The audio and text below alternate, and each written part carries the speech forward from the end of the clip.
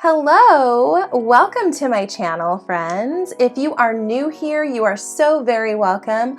My name is Antoinette Chanel, and I am an author, a publisher, a ghostwriter, and a professor. And on this channel, I have recently taken to concentrating on books and book reviews, and also featuring interviews with some of the authors that I publish through my small business, Feathered Press Indie Publisher. And for today's video, I'd like to do a book review of, well, That Escalated Quickly by Franchesca Ramsey. And admittedly, I'm a little late to the party on this one because this book was published in 2018. It is now April of 2023, and I have just now finished listening to the audiobook. It was a real quick listen for me. It didn't take me long to get through it, but I didn't actually pick it up until 5 years after its publication. And that is definitely no indication of how I feel about the author. Franchesca Ramsey is somebody who I've been paying attention to ever since she first crossed my path with the viral "Shit White Girls Say to Black Girls" video that went viral back in 2012. She has since experienced a rising career ever since, and she describes herself as an activist, which I think is very appropriate, along with her other titles of being an entertainer, sometimes being a comedian, sometimes being an actress, and just an overall content creator here in these internet streets. So Franchesca, as I have known her, I just mentioned that I first caught sight of her and learned about her in 2012 with that "Shit White Girls Say to Black Girls" video, because it was just so relatable on so many different levels for me and for some of the other Black women who I know, who I have a lot in common with. Franchesca presents a very interesting conundrum about some of the microaggressions that white women will lob at Black women, not necessarily on purpose. Not all microaggressions are done out of spite or done with the intention of trying to be purposefully rude or purposefully hurtful and things like that. A lot of it arises out of ignorance. And it can be difficult figuring out how you want to confront such ignorance, especially when your viewpoint is not in the majority in the United States. The United States has a really good way of making us feel marginalized or othered for any sort of subtle differences that we might have against whatever they hold up to be the standard. And when discussing things like beauty standards in the United States still very much favor European beauty standards. So this is straight hair, fair skin, a thin body on a woman, and all of those kind of tropes that we know to be very typical of what is considered to be beautiful here. Now, of course, that doesn't mean that there aren't other versions of womanhood that we have deemed as beautiful. And I would say that one of the biggest examples of this is in how we've embraced people such as Beyonce or even the Kardashians for having different body types and curves in areas that we typically don't see them in the standard of European beauty, and celebrating those curves, celebrating that those curves can take on many different sizes, those kinds of things. So we do celebrate other types of beauty and other versions of womanhood as being beautiful here in the United States. But for the most part, we tend to just come right back to that Eurocentric way of looking for all women, which of course, if you are a Black woman, you're gonna have way more steps to take to get to. So for me, as you can see, I sport a natural. This is still kind of new for me. I didn't actually do my big chop until last year in 2022. There are challenges that come along with not being part of the beauty standard. Women who are overweight will also report this.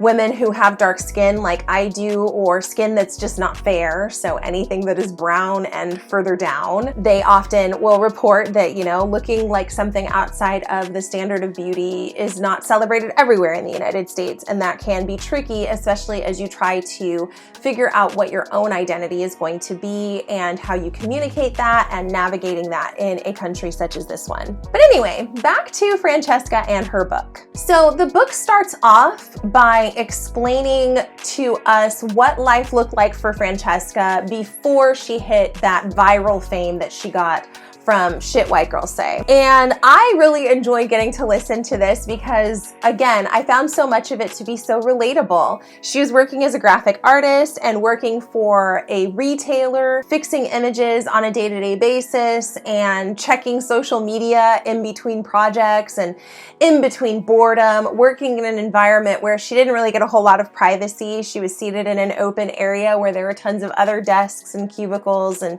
you know, people working and things like that, which is pretty typical of millennials who, you know, were coming up in the 2010s and we were establishing our careers. We were navigating the workplace that our parents had either left or ascended to before they left, figuring out what the workplace landscape was like. Prior to actually hitting that viral fame that she found with Shit White Girls Say, she had been doing some other comedic things, other videos that she had produced and content that she was creating on a regular basis with the hopes of going viral or being discovered. And so in that way, sort of circumventing what a lot of us have known to be the audition process and sort of putting yourself out there. Back in the day, if you really wanted to make it in entertainment, people would tell you that you needed to either move to New York or move to Hollywood so that you can be amongst the stars, amongst all of the developing projects there and the people who can connect you to those, and networking and just sort of finding your way in and upward after all of that. I would say that what really stood out for me when I was listening to the audiobook was her emotions that she felt when her video for Shit White Girls Say went viral. So one day, you know, she decides to make this video. She had bought this blonde wig and she put it on and she made a video about the stuff that white girls say to black girls, stuff that many of us were able to relate to and laugh at. And actually, one thing that I didn't mention before was that Franchesca made this video, the stuff white girls say. She made this video in response to a video that had been done that concentrated on the stuff black girls say. And I will say I had seen that video as well. I actually ended up watching the stuff black girls say after I had watched Franchesca's video. So that is how that reached my purview. And a lot of the issues that she took with the stuff black girls say video, those were also very relevant and pertinent. I'm not going to sit here and act like I didn't laugh at the stuff black girls say video because it was also pretty accurate in areas and pretty funny. But the part that really does get annoying and old and played out is this idea that men need to somehow dress up and cosplay as black women. I don't know, ever since Eddie Murphy wasn't the first, because Flip Wilson also had a character, I think her name was Geraldine, where he put on a wig and a dress and he had a comedic bit that he did in character as Geraldine. So it didn't start with Eddie Murphy, it didn't start with you know, those 90s portrayals of black men dressing up as black women in order to sort of be caricatures of black women. But I still find the entire process of that to be very exclusionary and very ignorant. They're not my favorite forms of comedy. I would much rather see black women acting in roles and being themselves and finding comedy in that than somebody else who is portraying that. And we see this outside of the black community too. There are several influencers who, once they get on and they feel like they're comfortable enough, they sort of throw on a black scent every now and then because they have a couple of black friends and their black friends told them that it was cute. Maybe they have a black spouse. That's my favorite. The white girls who throw on the black scent because they've got a black husband or a black boyfriend.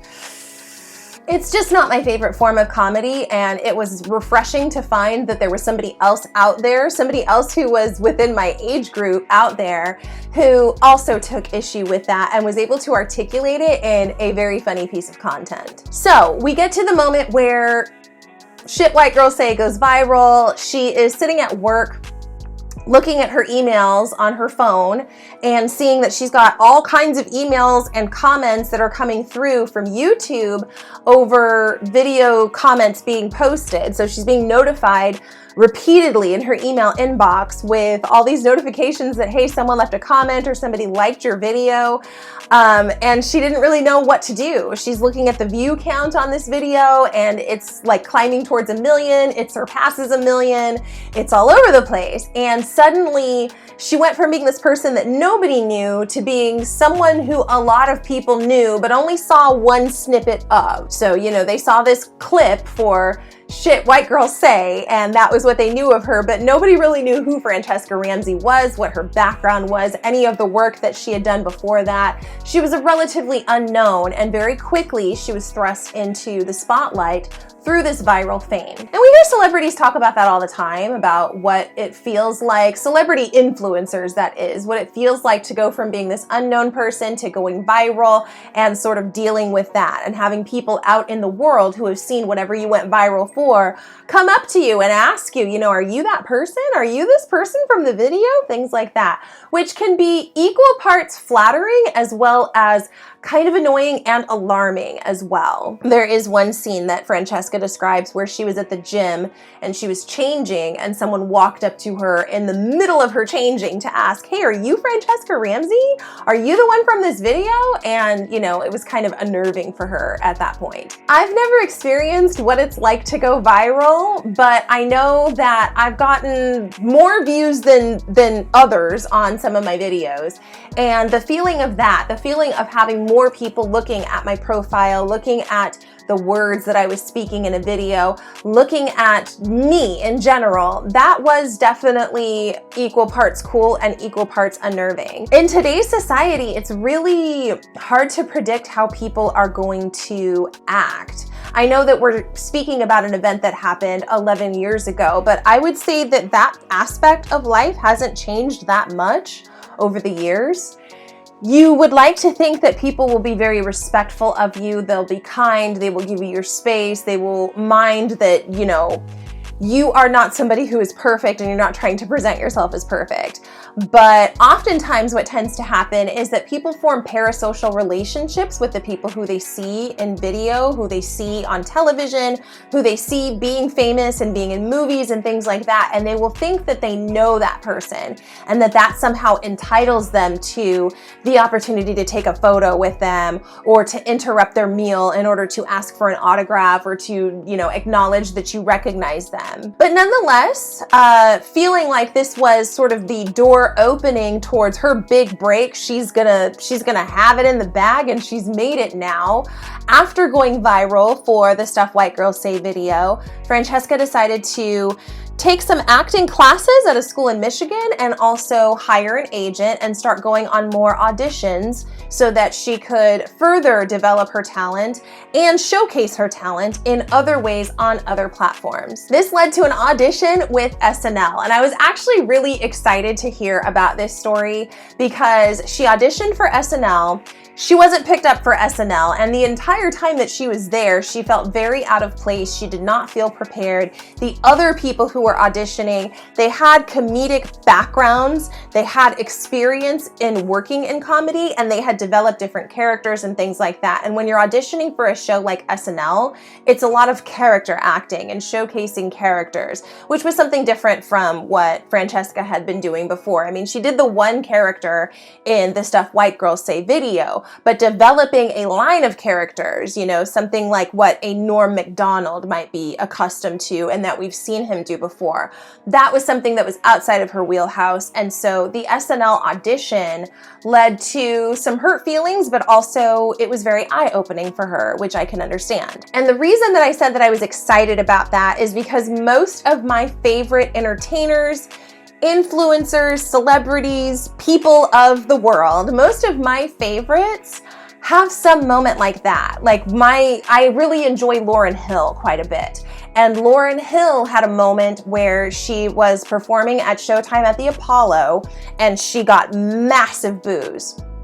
The crowd was not nice to her when she was at Showtime at the Apollo, and I think she was very, very young, super young. This happened in like 1989 or something. And seeing how she went from being that person who was kind of timid on stage, she still got through her act, but you know, you could tell that there was some more development. She needed thicker skin. She needed to, you know, back her own voice a little bit more, seeing how that showed up just a decade later for Lauryn, and the miseducation of Lauryn Hill as her debut album after working with the Fugees all through the 90s. The fact that that album was nominated for so many different Grammys and she won them. One of the most awarded artists for the Grammys off of their debut album, their first project like that. That's a triumphant turnaround and win, and I just live for that kind of stuff. So finding out that Franchesca sort of had a similar experience where she went up for SNL, she was hoping for it, but it was just not quite a fit, not in that moment.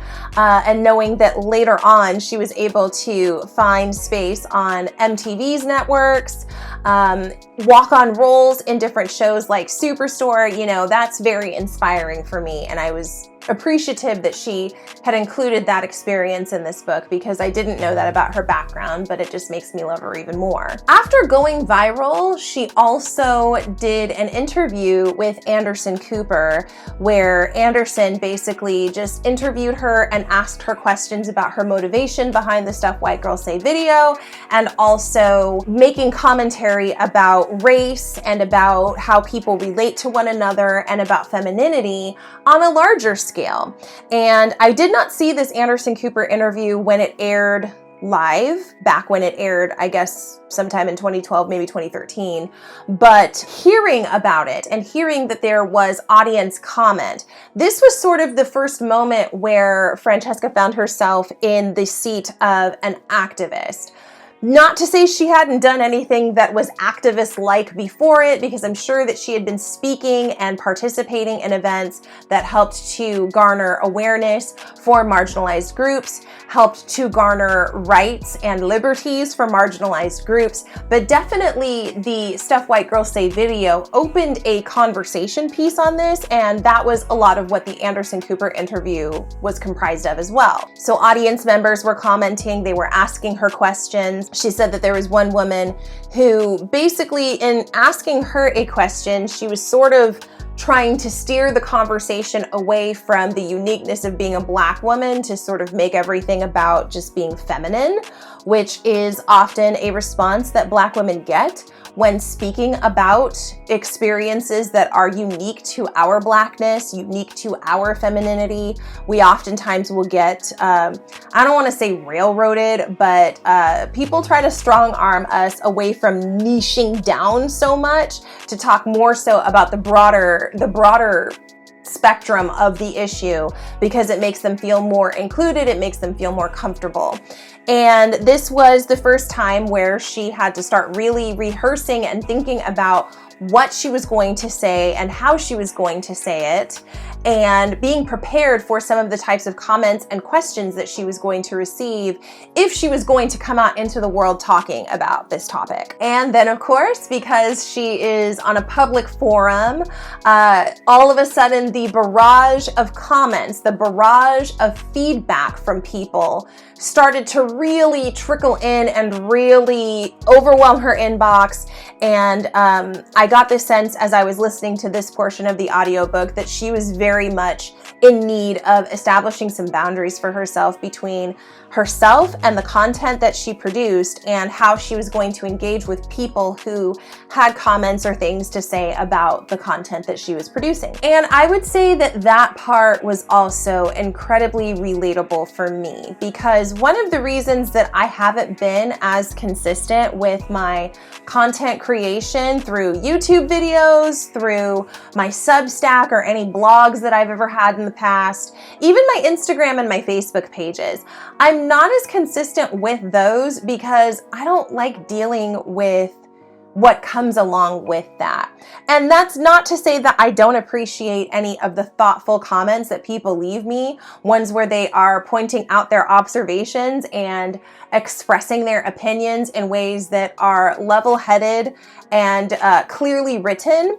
But the advent of the internet trolls, that is what keeps me from doing a lot of stuff consistently on the internet, because it seems like when you are a content creator on the internet and you're a Black woman, a lot of times people think that that is free license to be as vitriolic and as hate-filled and as angry as they want to be, as if we are not people who also have emotions, hearts and minds, lives that we are trying to conduct in this crazy world of ours. It's a lot, and it discourages me from being as vocal on the internet about certain things, because I just don't want to have to deal with the backlash of the trolls or the people who want to come into the comments and just act like bullies.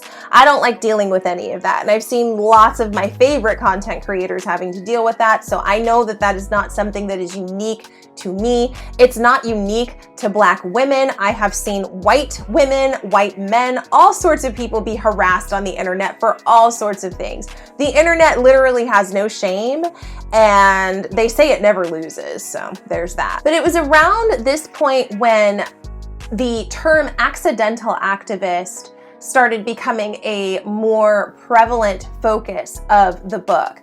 Because even though she wanted to go viral, she wanted to be well known, she wanted to get attention for the content that she was creating, I don't think that Franchesca set out to say, I'm going to be an activist, and so she sort of fell into it, especially since the piece of content that she went viral for was centered so innately on race and intimately on race and issues that you really would only understand if you are walking around in this skin, or you are very, very, very closely related to somebody else who is walking around in this skin, or heaven forbid, you have committed some of those microaggressions yourself. And it was after the Anderson Cooper interview that Franchesca started to notice some of the rhetorical flaws in editing on television. So her answers and her demeanor during the Anderson Cooper interview, she said at one point the camera was zoned in on her while somebody else was speaking,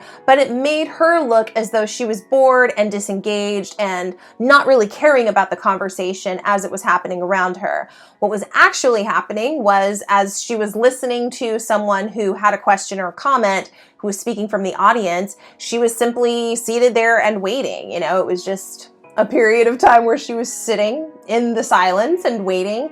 It wasn't necessarily that she was dismissing the people who were speaking to her, or that she had no interest in what was being discussed. She was happy to be there that day. She was happy that her piece of content was starting a conversation for people. But the editing process made her look as though she had some sort of an attitude or aversion towards some of the questions that she was being asked, and towards some of the comments that people were making and the concerns of her audience, which can go a very long way with some people. Some people, it only takes just one instance of thinking that you are not on the right side, you are not the good guy, you are not as willfully engaged in this as I want you to be, and then all of a sudden here comes a whole other barrage of feedback related to that, which is, it's like a never-ending cycle. And in all of this, she references the meanest, most hateful comments that she was receiving in response to her stand on a lot of different issues. She referenced a lot of the feuds that she got into with other personalities and influencers and content creators who disagreed with one or all of her talking points. And it wasn't enough to just disagree, but they had to kind of go in. They had to mobilize an audience against her. They had to, you know, create several pieces of content addressing why she is so flawed, why her viewpoints are not valid, things like that, and dealing with all of that. I have to say that if I were in her shoes, I probably wouldn't pay as much attention to what the press is saying, what commenters are saying. I probably wouldn't look at very much of that. Similar to what I said when I covered I did a comprehensive review of Spare by Prince Harry.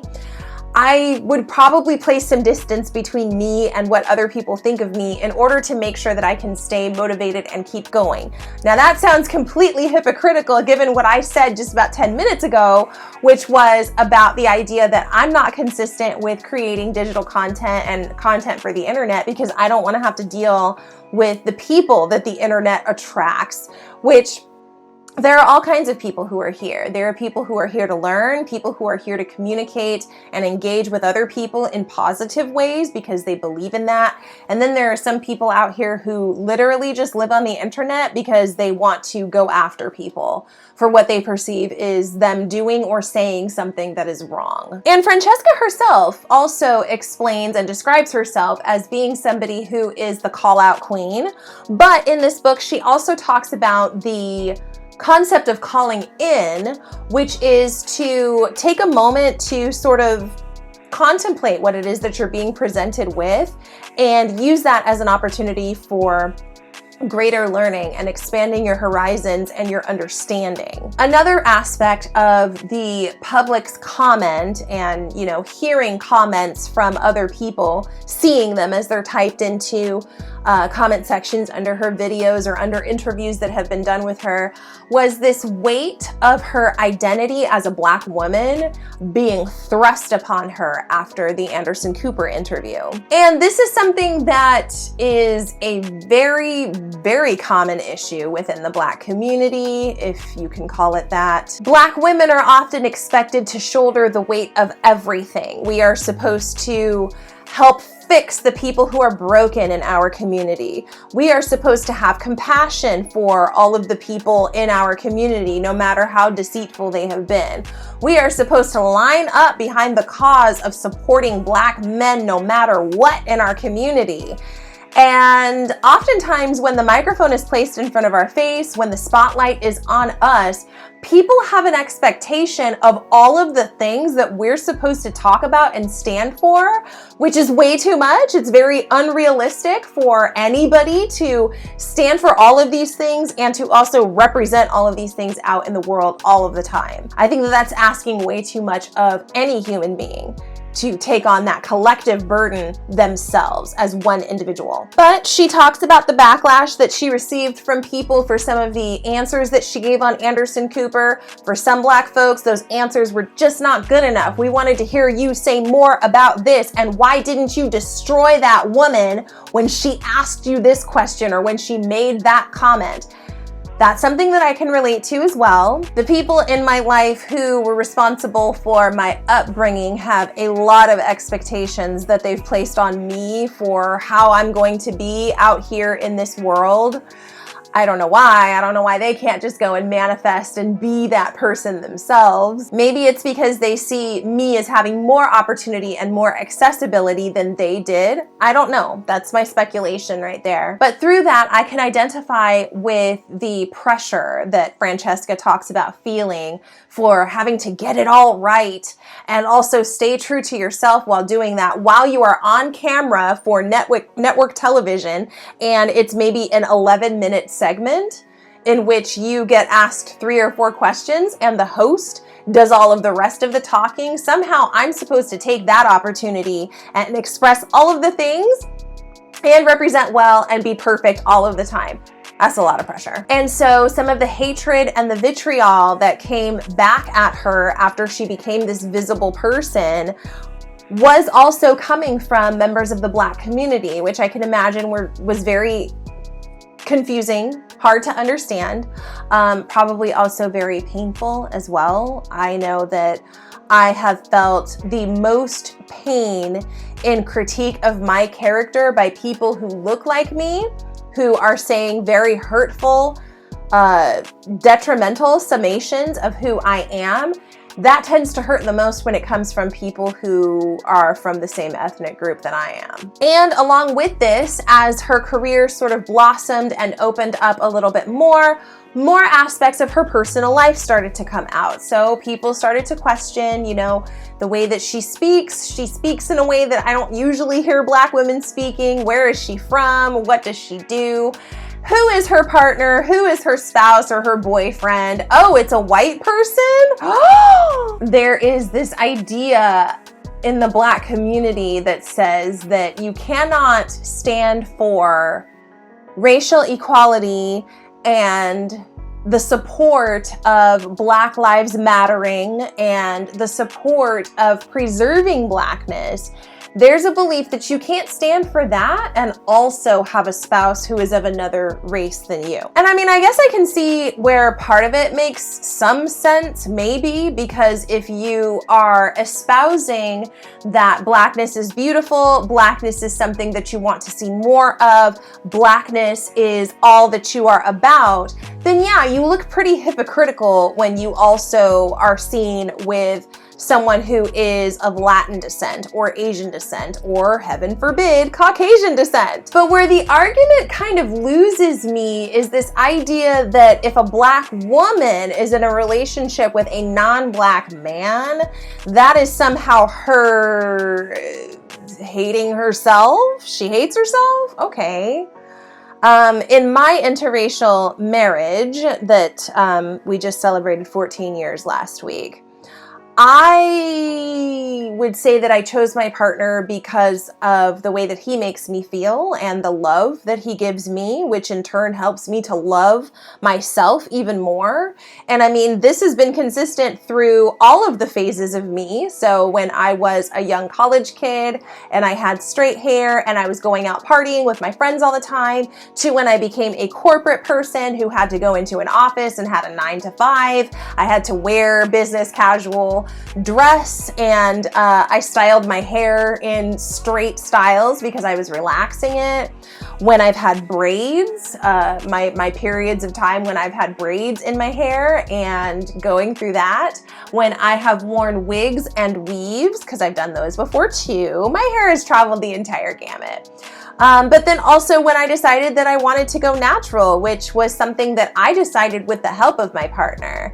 My non-Black partner, who said, hey, I really think that your hair would look its best if you just let it exist in its natural form. And who knew? It's actually pretty true. I love the way that my hair looks and feels now that I am wearing it natural, and I can't believe I waited this long to do a big chop. But nonetheless, a lot of the criticisms that were lobbed at Franchesca about her having a boyfriend who was white, marrying that said boyfriend who was white, very difficult to understand and navigate, because this idea of equating that you must hate yourself because you're choosing a partner who is of a different race than you,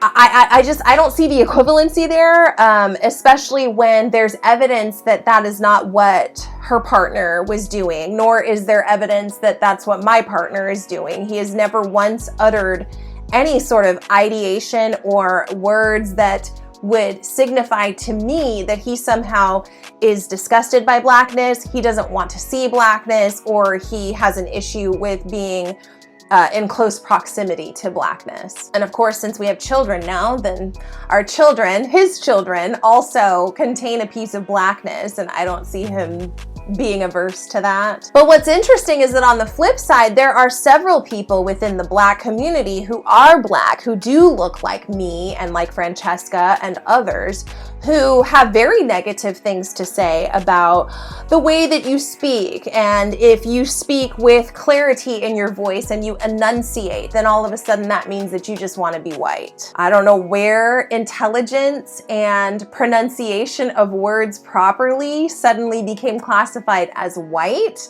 but no, I really just want to be a clear communicator. When I was in school and I was bullied for wanting to get good grades, and then of course my parents shoved me into anything that they saw as a step towards achieving my success, which oftentimes meant that they were identifying with spaces where they saw white kids succeeding and flourishing and figured we'll just shove her into those and that'll be okay. Side note, that's not actually how you ensure that your child is successful. Don't shove your non-white child into white spaces and think, okay, all done, we're good now. It's a lot more than that, but I can get into those things in a different video if you want it. We're not talking about that right now. Back to Franchesca. Throughout the book, she's talking about how she is combing through comments, combing through emails, going through all of these pieces of people's mind that they were throwing at her, and no real distance being placed between these people who don't seem to have a filter and what they want to say to her and her precious ears and her heart and her mind and her soul that have to then digest that, which I would absolutely identify with the idea of that being so hard on one's mental health and just posing a significant challenge, which again, that's another reason why I don't always get consistent about content creation. I'm going to try to be more because I have more people behind me who are like, please share what you have to say. We would like to hear it and we would like to share it with other people. But mentally, it can be difficult having to approach this idea that there are people out here in the world who make it their job to just come at you for every little thing. Nothing is ever good enough. And so the parts of her book that were very therapeutic for me were her talking about having to make adjustments between what kinds of feedback she would pay attention to and take up and take notice of, and what stuff she would just leave behind. At one point in the book, she also talks about trying to call a truce with someone who had been trolling her and meeting up with this person in person, face to face, which she had been advised against. And I definitely would have advised, if she had asked me at the time, I would have advised against that too. There's no way that I would ever meet up with somebody who was trolling me on the internet to try to have some sort of friendly face-to-face coffee chat. And afterwards, she thought that everything was cool and that, they had sort of squashed their beef. But then what she found out was that this person who she had met with was trying to use the encounter to say like, oh, everything's fine, she's great, we're best of friends.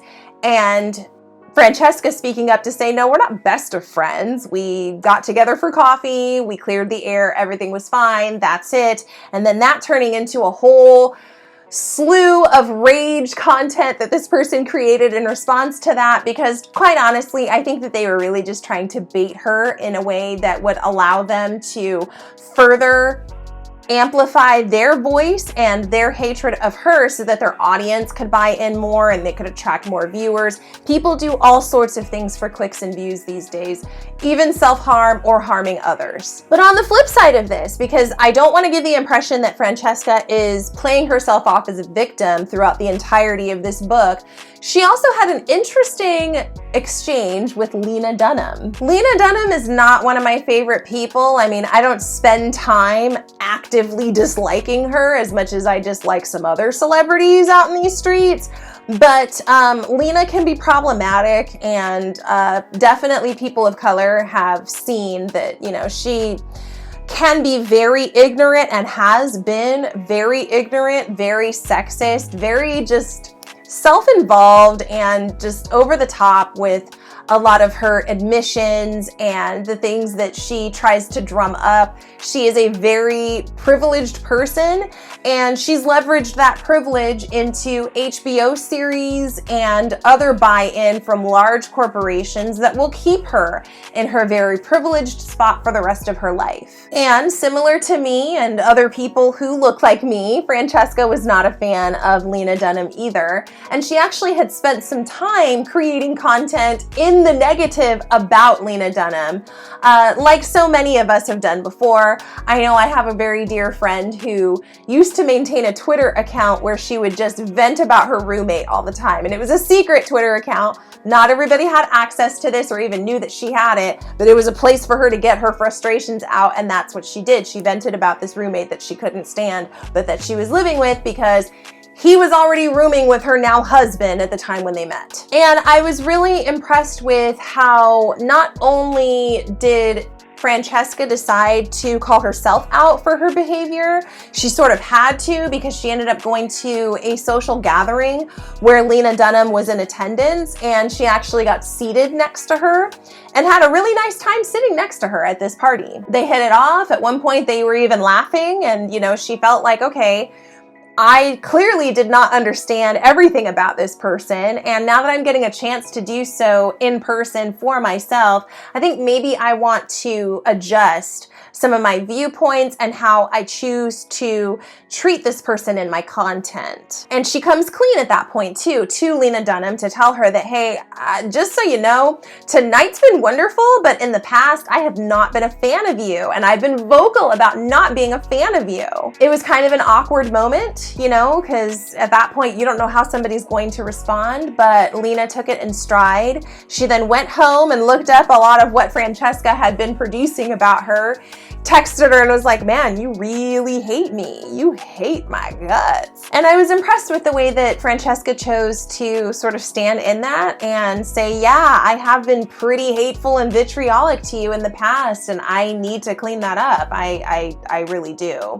And I think that this also led to a social media post that she made where she explained to her audience that, you know, I actually got to meet Lena Dunham and my opinion of her has changed from that. That's not something that we always get to do. So lots of people had views about Will Smith after what he did at the Oscars last year. Most of us will never ever meet Will Smith because he runs in very different circles from the ones that we run in. So we may not have the opportunity to have our opinion of him changed through a positive exchange that we have with him in person.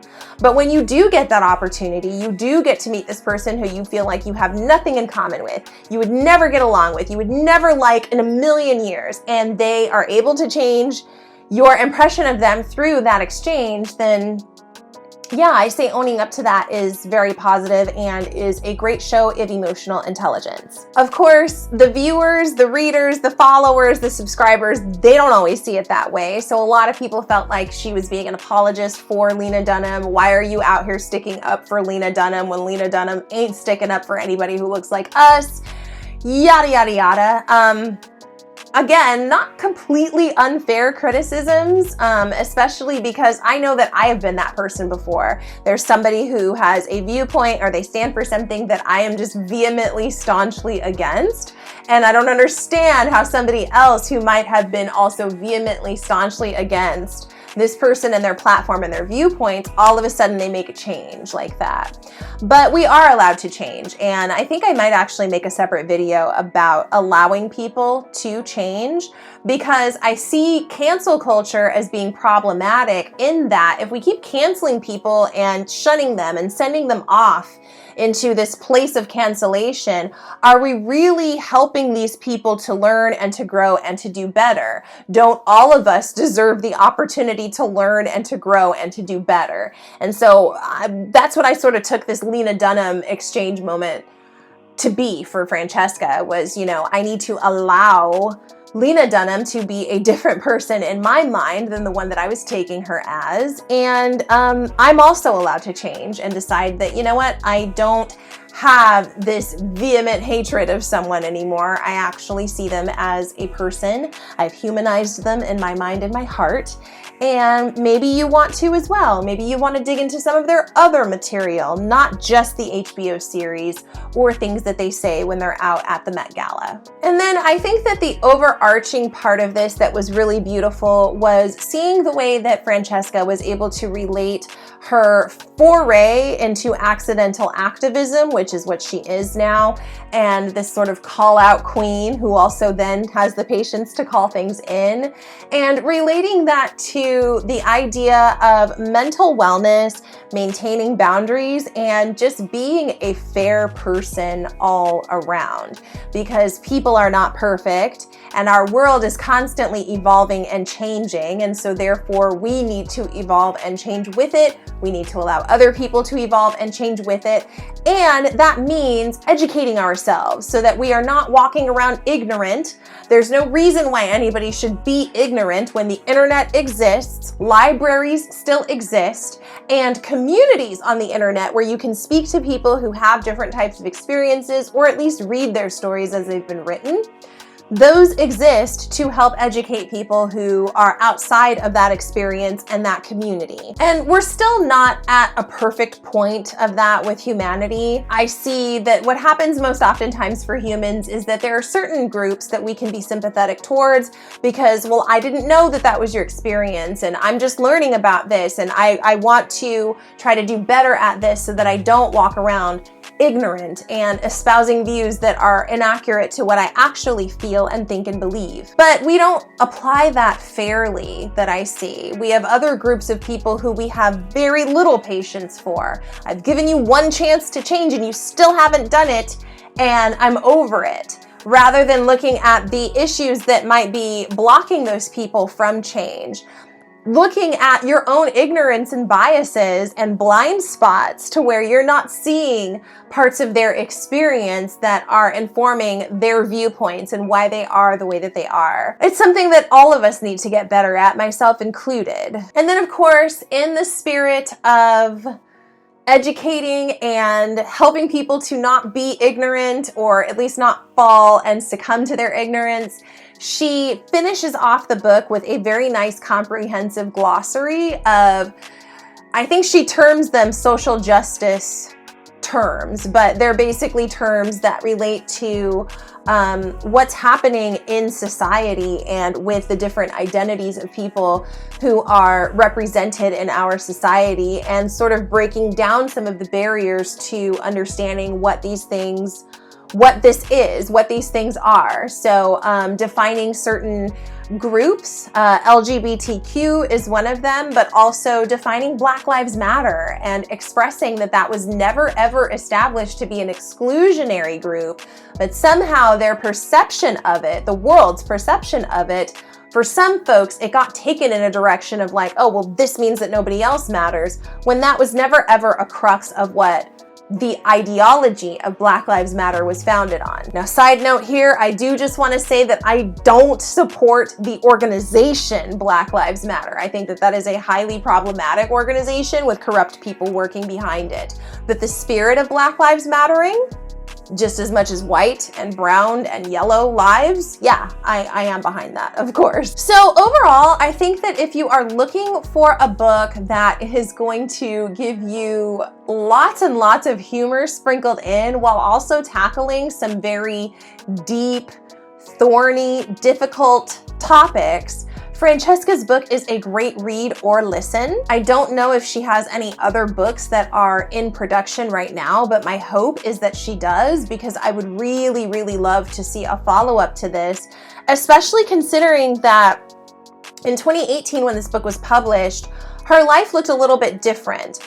One portion of the book that Franchesca talks about that I haven't mentioned here, but it is a significant portion, and it was a piece that I enjoyed, was about her hair journey and about locks and what her decision to get locks was like, and how the world sort of treated her after she got her locks, which in present day, in the present moment, she doesn't have her locks anymore. She shaved them off and she sports a very short cut. I don't know if you would consider her to be bald or just a shaved head, but that's what she presents as now. She's also no longer married. So in the book, she talks about her boyfriend who becomes her husband and the podcast that they founded together. And it sort of leaves off there because in the process of writing her book, she was still in that relationship. But she has publicly admitted that her marriage has ended. She has mentioned her divorce before. That's how I know about it. On her social media, I follow her on Instagram, and so she's mentioned it there.